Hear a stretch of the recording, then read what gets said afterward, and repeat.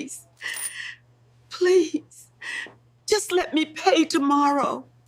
The fever had been sitting in her body for 3 days, heat behind her eyes, vision blurring every time she stood still too long.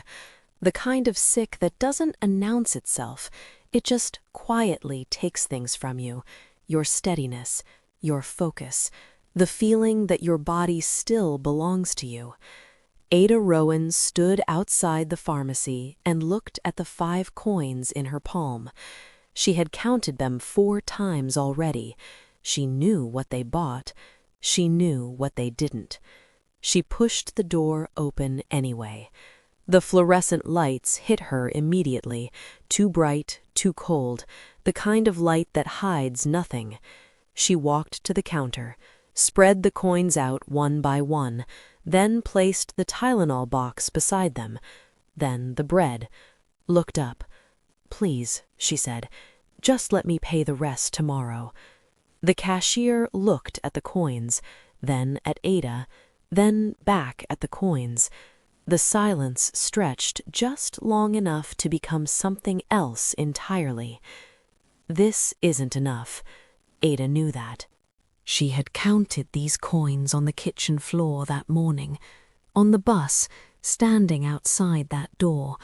She knew exactly what 5 coins bought in this pharmacy, and she had come in anyway, because sometimes you walk through a door not because you believe it will open, but because you have no door left. "I know," Ada said, "but I'll bring the rest tomorrow, first thing, I promise." The cashier shook her head, once, final.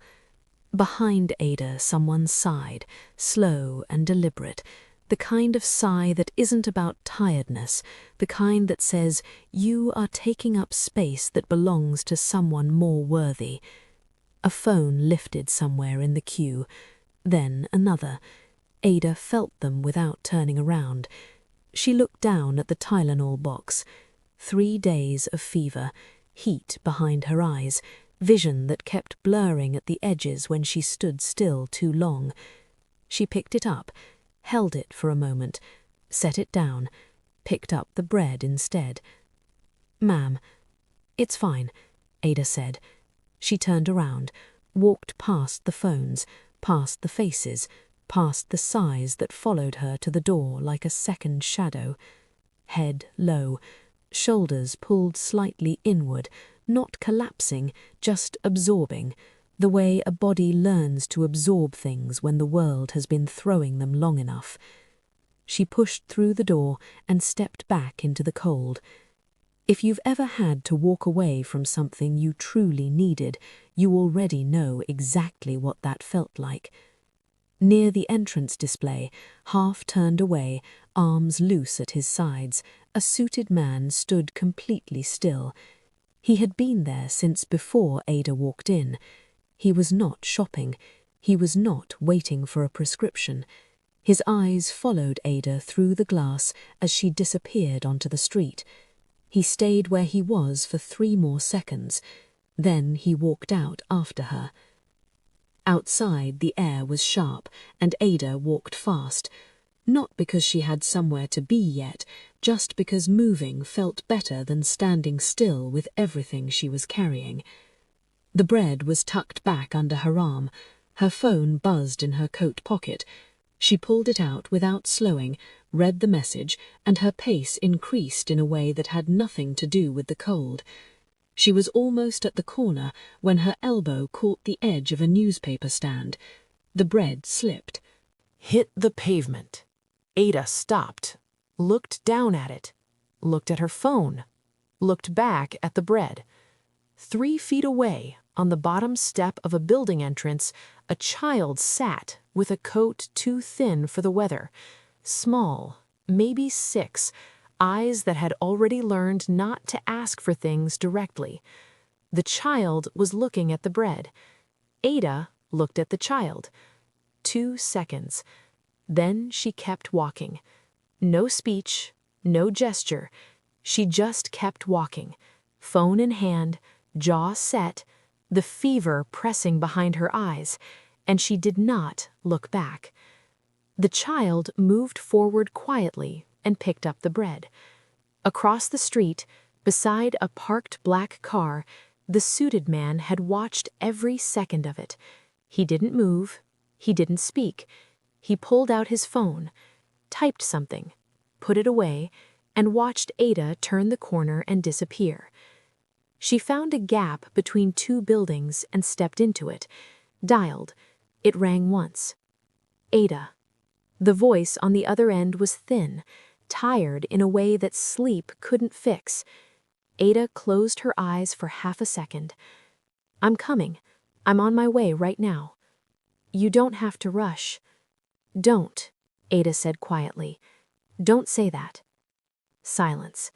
The sound of breathing that wasn't easy. "Just stay awake for me. Can you do that?" "I'm trying." "Try harder." No harshness in it, just love pressed so tight it came out sounding like something else. The call ended. Ada stood completely still, one hand flat against the cold brick wall, eyes closed. 3 seconds.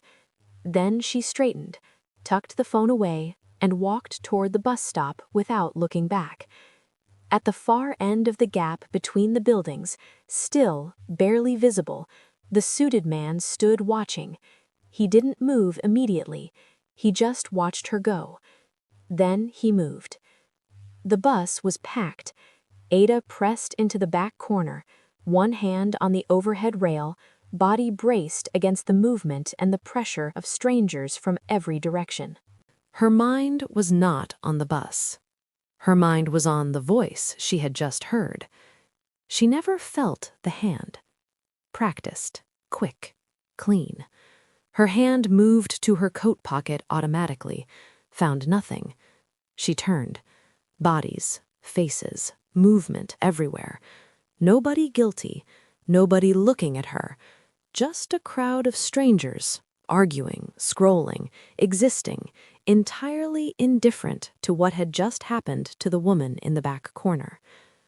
Ada turned back around, pressed her back against the wall of the moving bus, stood completely still. Her eyes burned. Her jaw worked silently, but she made no sound, not a word, not one. 4 rows ahead, holding the overhead rail with one hand, facing forward, the suited man stood completely still. He had seen the hand. He had seen exactly where it went. He had not moved. He watched Ada's reflection in the dark window of the bus, her stillness, her silence, the way she stood after losing everything, like a woman who had lost things before and knew that falling apart in public only gives people something to watch. He watched her, said nothing, did nothing, and that silence, from a man who had clearly seen everything, was somehow the most unsettling thing in that entire bus. If you feel like something about him isn't right, you're not the only one. Stay with me, because what happens next changes everything. The door was warped at the bottom. Ada pushed it with her shoulder, the same way she had been opening it for 8 months. Same resistance, same dull scrape against the floor. Inside, the air was still and dim. Ada stopped in the doorway for 1 second, arranged her face, then stepped inside. "I'm back," she said.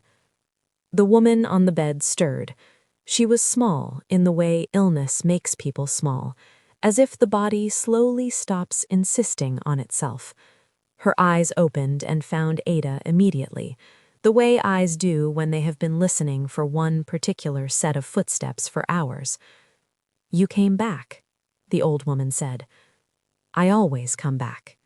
Ada crossed the room, sat on the edge of the bed, took the old woman's hand in both of hers carefully, the way you hold something that has become fragile, without either of you deciding that was going to happen.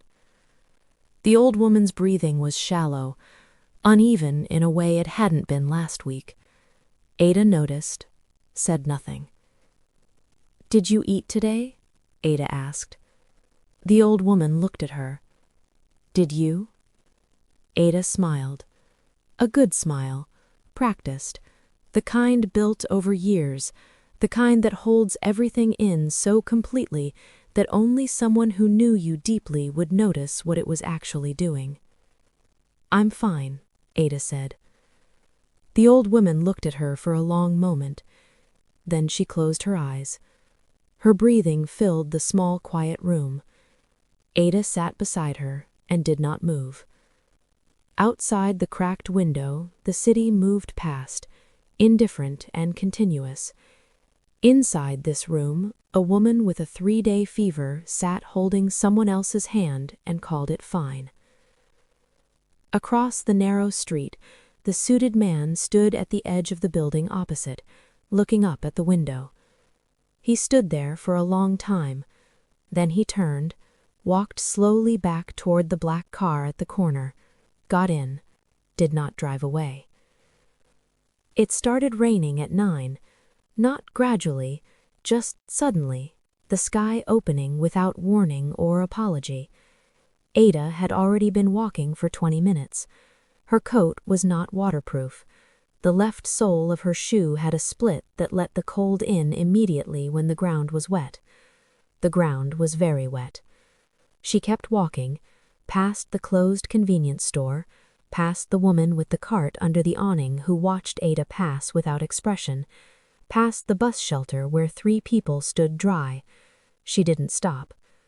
The pharmacy was on the next block. She could see its light from the corner, warm and yellow behind the wet glass. She knocked. The pharmacist looked up, looked at Ada, at the rain on her face, at her hand pressed against the glass. Ada held up the 5 coins. "Please," she said, "just this once. I'll bring the rest tomorrow."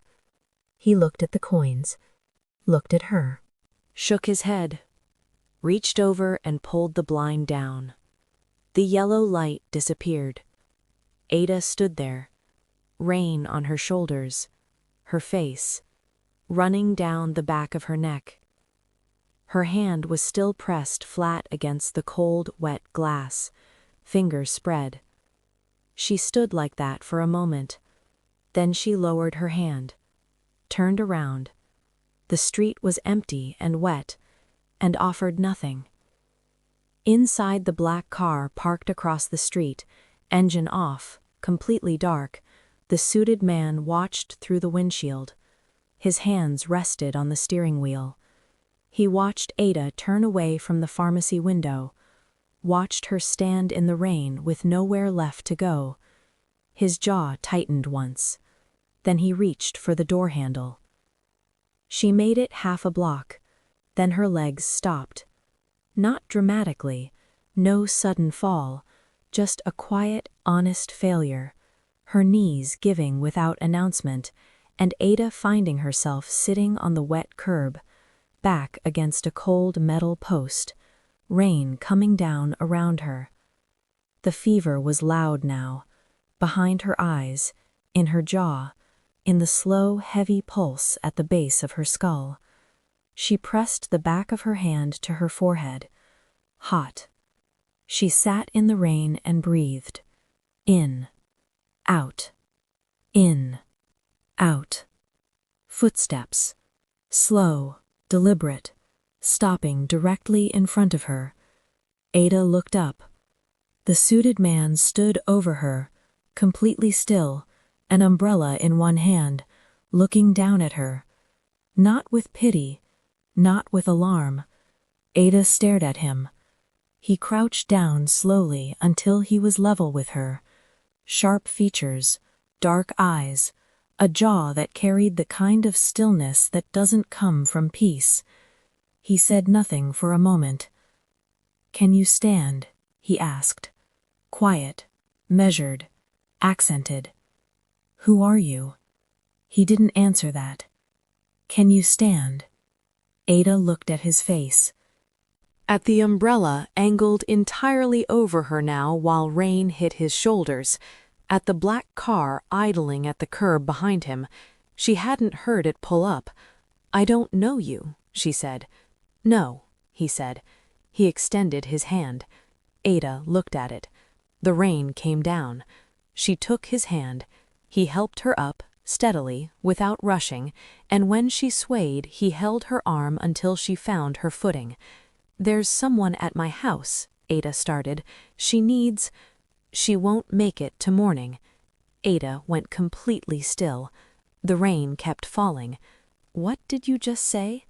He was already walking toward the car. "Wait," Ada said. "How do you know that? How do you know anything about—" He opened the passenger door, waited. Ada stood in the rain, fever burning, legs unsteady, mind pulling at every thread, trying to find where this man had come from and what he knew and how he knew it. She found nothing, just his face across the roof of the car, patient, still, waiting, and behind her, the house with its warped door and its dim room, and the woman inside whose breathing had been getting harder every single day. Ada got in the car. The heater was on. Ada hadn't realized how cold she was until the warmth hit her, and her body reacted before she could stop it. Shoulders dropping, hands uncurling slowly in her lap. She did not look at him. He drove without speaking. Wet streets, lit signs, people moving quickly under awnings. Inside the car, only the heater and the rain against the roof, and Ada's breathing, which she was keeping very carefully controlled. "How do you know about her?" Ada asked. He kept his eyes on the road. "How long have you been following me?" "Nothing. I saw you," Ada said, "at the pharmacy this morning, before I even walked in." A pause. "Yes," he said. "Why?" Silence. Ada turned and looked at him directly, this man in his black suit, in his black car, who had appeared at the exact moment she had nothing left. "Who are you?" she asked. The city lights moved across his face.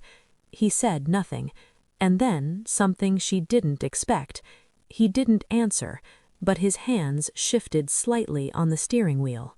The emergency room was loud and bright and smelled like antiseptic and urgency. Ada followed the stretcher with her eyes until it disappeared through a set of double doors that swung shut behind it, and then she stood in the middle of the corridor with wet clothes and a fever and nowhere to direct the energy that had been keeping her moving for the last 6 hours. A nurse touched her arm gently.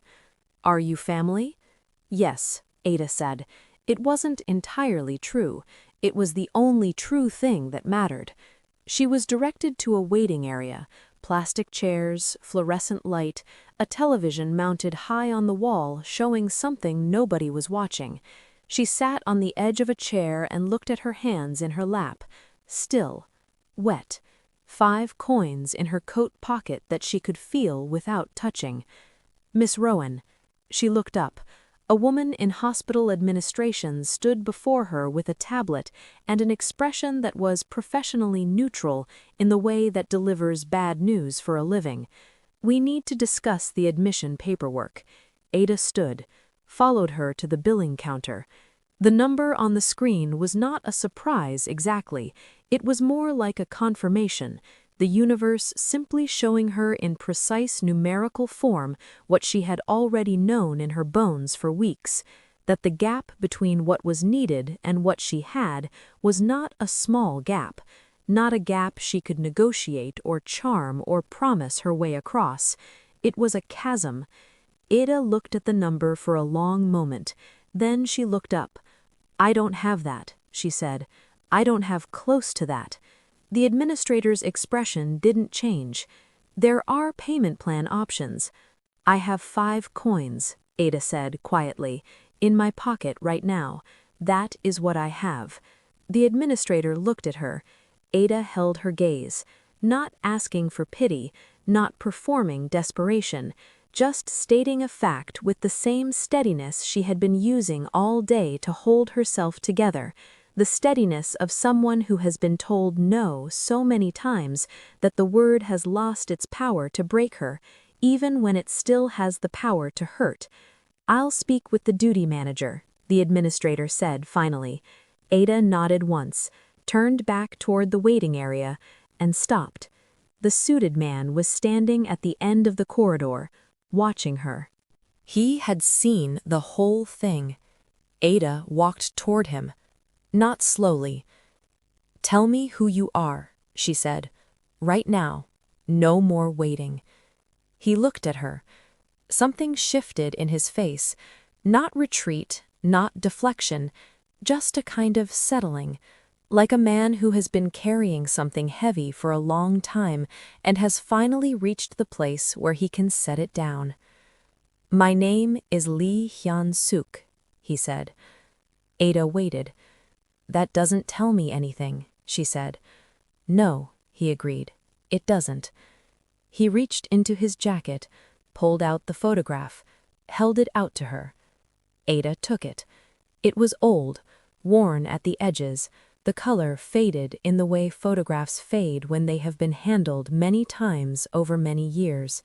A street, a night, rain in it, she could tell from the way everything glistened.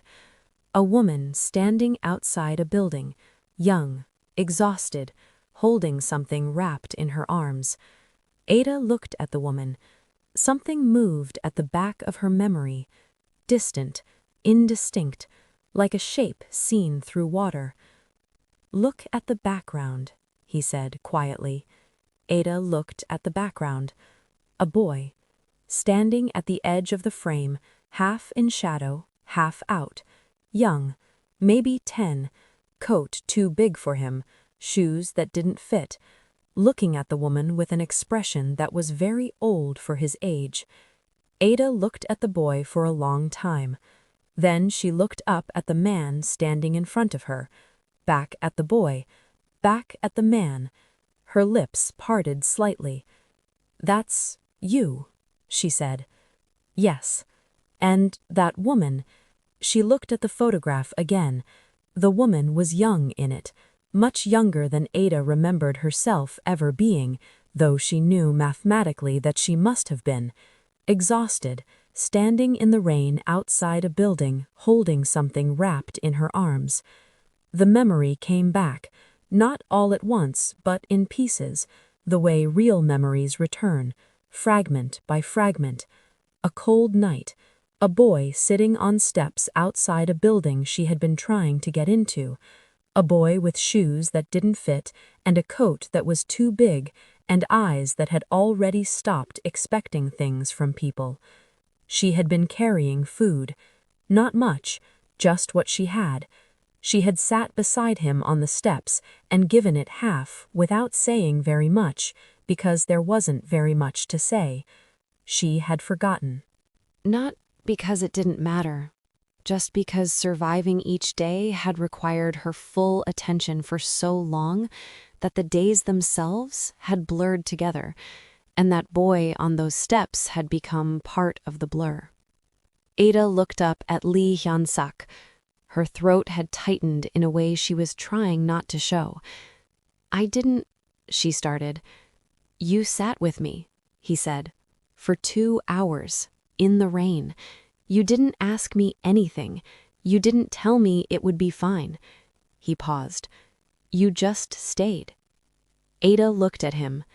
"I don't remember all of it," she said honestly. "I remember all of it," he said. The corridor was quiet around them, the hospital noise continuing at a distance, the world going on, indifferent as always, while 2 people stood in a fluorescent-lit hallway and something that had been unresolved for a very long time finally found its shape. He handled the billing without making a performance of it. No flourish, no statement, just a quiet conversation with the administrator at the counter, while Ada sat in the plastic chair and looked at the photograph in her hands. The boy in the background, half in shadow, unnoticed. She thought about all the photographs she had ever been in the background of, all the moments she had moved through without anyone registering her presence. The pharmacy this morning, the bus, the street in the rain. She thought about how different it felt to be unnoticed when you were struggling versus when you were watching over someone. She thought about the bread on the pavement and the child who picked it up. She thought about whether that child would remember this day in 20 years, the way Lee Hyun-suk had remembered his, whether she would be in the background of a photograph somewhere, unnoticed, until she wasn't. Lee Hyun-suk came back and sat down, not beside her, but one chair away, close enough to be present, far enough to give her room. They sat in silence for a moment. "You've been watching me all day," Ada said. "Yes." "Since the pharmacy this morning?" "Before that," he said. Ada looked at him. "How long?" He was quiet for a moment. "He knew long enough to know," he said, "that you hadn't changed." Ada looked back at the double doors, her hands folded around the photograph. "She's all I have," Ada said quietly, not to him specifically, just out loud, into the space between them. Lee Hyun-suk said nothing. He didn't offer reassurance, didn't tell her it would be fine. He just sat there, present and still, and not pretending that the outcome was certain, and somehow that was more honest than anything else anyone had given her all day.